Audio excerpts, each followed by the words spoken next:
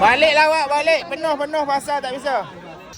Jadi Wak, hari ni kita nak spill pasar di kampung kita Wak. Pas pula hari ni hari pekan, hari Khamis puasa, pada puasa 29 kalau tak salah. Kalau ayam kita sudah kita hantar tadi Wak. Anggota kita yang bawa ayam kita tadi Wak. Jadi raya Wak kita. Rambut lah gunting Wak, kumis lah buang.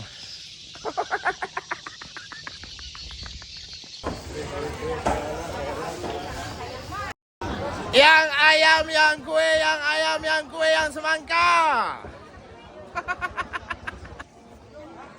Ayam Wak. Ayam berapa Wak? Nak ayam Wak?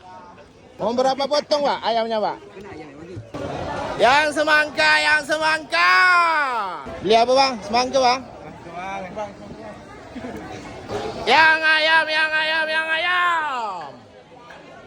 Yang ikan, yang ikan, yang ikan. Tengok Mansur ni Wak. Omban kan ikan masin. Tak selera apa ikan Mansur ni. Dah jadi bujang terodok ni. Omban kan. Mati Wak, aku mekik terus ni. Gila. Penuh Wak pasar gini Wak. Hancur. Ini tak tahu omban lagi kita ni Wak. Omban ya. Asal omban pecah lah. Tak tahu omban lagi Wak, penuh. Maki ya. Cewek Wak, cewek. Ini bini orang Wak. Batal puasa.